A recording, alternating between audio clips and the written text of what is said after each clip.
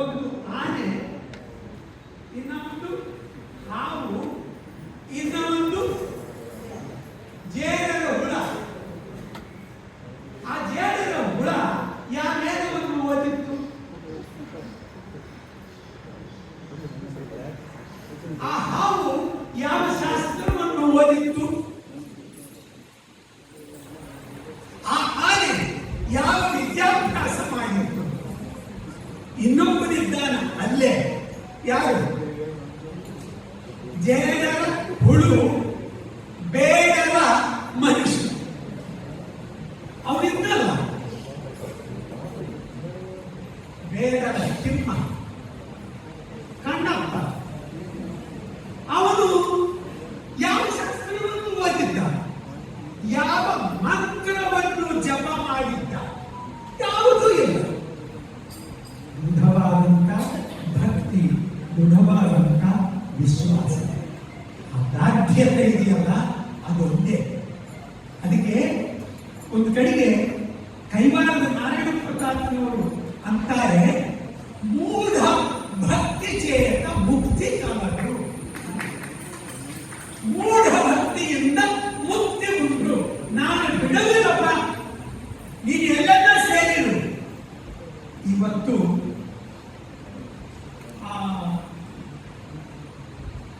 ಉಡುಪಿಯಿಂದ ಬರುತ್ತೆ, ನಾನು ಮಂಗಳೂರಿನವರೆಗೂ ಪರವಾಗಿಲ್ಲ, ಅದು ಗೊತ್ತಿದ್ದಾರೆ. ಮಂಗಳೂರಿನ ನಂತರ ಇವರು ಅಲ್ಲೆಲ್ಲೋ ಒಂದು 15 ಕಿಲೋಮೀಟರ್ 20 ಕಿಲೋಮೀಟರ್ ಅಂದಿದ್ರು. ಯಾವತ್ತೋ ನಾನೇನು ತಿಳ್ಕೊಂಡೇ ಇಲ್ಲ, ಎಲ್ಲಿರೋದು ಗೊತ್ತೇ ಇಲ್ಲ. ಅವ್ರು ಹೇಳಿದ್ದಾರೆ ಬರ್ಬೇಕು ಅಷ್ಟೇ. ಬಂದು ಬಂದು ಬಂದು ಬಂದು ನಾಳೆ ಮಧ್ಯಾಹ್ನ 3 ಕಾಲಿಗೆ ಬಸ್ಸು. ಅದು ಇವತ್ತು ಬೆಳಗ್ಗೆ ರಿಸರ್ವೇಶನ್ ಮಾಡಿಸ್ಕೊಂಡಿದ್ದು.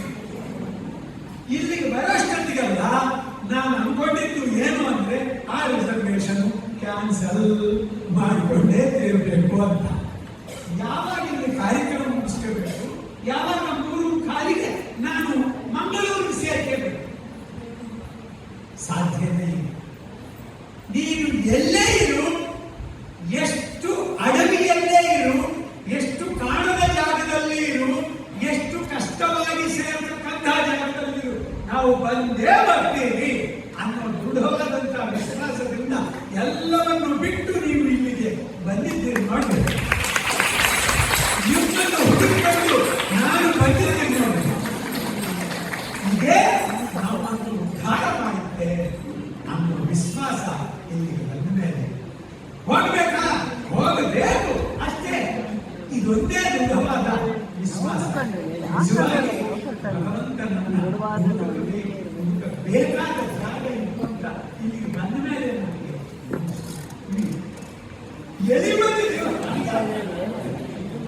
ಅಷ್ಟು ಒಳಗಡೆ ಬಂದು ಸೇರ್ಕೊಂಡು ನಿಜವಾಗಿ ಹನುಮಪ್ಪನನ್ನು ಹುಡುಕಬೇಕಾದ, ರಾಮಪ್ಪನನ್ನು ಹುಡುಕಬೇಕಾದ ಜಾಗ ಇದೆ.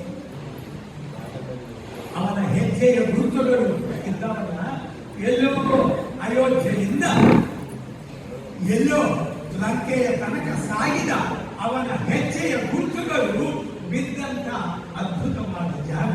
ಹನುಮಪ್ಪ ಓಡಾಡಿದ ಜಾಗ, ಅರಣ್ಯದ ಜಾಗ. ಅಂಥ ಜಾಗದಲ್ಲಿ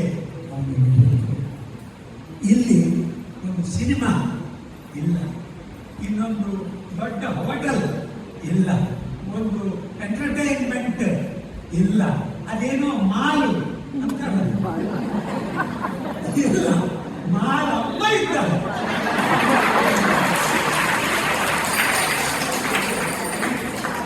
ಅದಾಗೆ ಅಂದ್ರೆ ಅದು ಮಾಲ್ ಅಷ್ಟೇ. ಮಾ ಲಾ ಅಮ್ಮ. ಮಾ ಅಂದ್ರೆ ಮಹಾಲಕ್ಷ್ಮಿ. ಮಾ ಅಂದ್ರೇನು? ಮಹಾಲಕ್ಷ್ಮಿ. ಮಹಾಲಕ್ಷ್ಮಿ ಅಂದ್ರೆ ವೇದ, ವೇದಕ್ಕೆ ಅಭಿಮಾನಿ ಮಹಾಲಕ್ಷ್ಮಿ ಅಂತ ಜ್ಞಾನಿಗಳು ಹೇಳ್ತಾರೆ. ಆ ಲಕ್ಷ್ಮೀ ದೇವಿಯನ್ನ ಲಾತಿ ತೆಗೆದುಕೊಂಡು ಅಂದ್ರೆ ವೇದದ ಜ್ಞಾನವನ್ನು ಉಂಟಾಗುವಂತೆ ಮಾಡತಕ್ಕಂಥ ಅಮ್ಮ ಆ ಮಹಾಲಕ್ಷ್ಮಿ ಇದ್ದಾಳಲ್ಲ, ಅವಳು ನಮ್ಮನ್ನು ಮಕ್ಕಳನ್ನೆಲ್ಲ ಇಲ್ಲಿಗೆ ಕಳಿಸ್ಬೇಕು. ಆ ಮಾಲುಗಳೆಲ್ಲ ಇನ್ನೇನೋ ಅಂತಾರೆ, ಅಂಥವು ಯಾವೂ ಇಲ್ಲಿಲ್ಲ. ಇಲ್ಲಿರೋದು ಒಂದೇ, ಹನುಮಪ್ಪ ಇದ್ದಾನೆ, ರಾಮಪ್ಪ ಇದ್ದಾನೆ. ರಾಮ ಬೇಕಾ ಇಲ್ಲಿಗೆ ಬರು, ಹನುಮ ಬೇಕಾ ಇಲ್ಲಿಗೆ ಬರು. ಹನುಮನ ಮತವೇ ಹರಿಯ ಮತ. ಭಗವಂತನ ಮತ ಏನಿದೆ ಅದು ಹನುಮಂತ ದೇವರ ಮತ. ಅಂಥ ಅದ್ಭುತವಾದಂಥ ಜಾಗಕ್ಕೆ ಬಾಲಕೃಷ್ಣ ಅವರ ರೂಪದಲ್ಲಿ ಏರಮಿನ ತೃಣಮಪಿನ ಚಲತಿ. ಭಗವಂತನ ಪ್ರೇರಣೆ ಒಬ್ಬೊಬ್ಬರಿಗೆ ಒಂದೊಬ್ಬರಿಗೆ, ಒಬ್ಬೊಬ್ಬರಿಗೆ ఎవరి పిచ్చి వాళ్ళకి ఆనందము ಅಂತ తెలియన ಒಂದು ಮಾತು, ಯಾರ ಹುಚ್ಚು ಅವರಿಗೆ ಆನಂದ. ಆದರೆ ಪುರಂದರದಾಸರು ಹೇಳ್ತಾರೆ, ಹುಚ್ಚು ಹಿಡಿಯುವುದು ನನಗೆ ಹುಚ್ಚು. ಭಗವಂತ ನಿನ್ನ ಧ್ಯಾನ, ನಿನ್ನ ಗಾನ, ನಿನ್ನ ನೀನೇ ಪ್ರಾಣ, ಈ ಹುಚ್ಚು ನನಗೆ ಹಿಡಿದಿದೆ. ನಮ್ಮ ಬಾಲಕೃಷ್ಣನಿಗೂ ಕೂಡ ಅದೊಂದು ಅದ್ಭುತವಾದಂಥ ಹುಚ್ಚು. ಆ ಹುಚ್ಚಿದೆಯಲ್ಲ, ಅನೇಕ ಜನ್ಮಗಳ ತಪಸ್ಸಿನಿಂದಲೂ ಕೂಡ ಸಾಧ್ಯವಾಗದಂತ ಅದ್ಭುತವಾದಂತ ಹುಚ್ಚು. ಭಗವತ್ ಭಕ್ತರನ್ನು ಸೇರಿಸಬೇಕು, ಗಾನವನ್ನು ಮಾಡಬೇಕು, ಆ ಗಾನವನ್ನು ಕೇಳಬೇಕು, ಗಾನಲೋಲನಾದಂತ ಶ್ರೀಹರಿಯ ಅನುಗ್ರಹ ಪಡೆಯಬೇಕು ಅನ್ನೋದು. ಅಂಥ ಹುಚ್ಚು ಇರಬೇಕು, ಜನ್ಮ ಜನ್ಮಕ್ಕೂ ಇರಬೇಕು. ಅದ್ಭುತವಾದಂಥ ಜಾಗಕ್ಕೆ ಬಂದು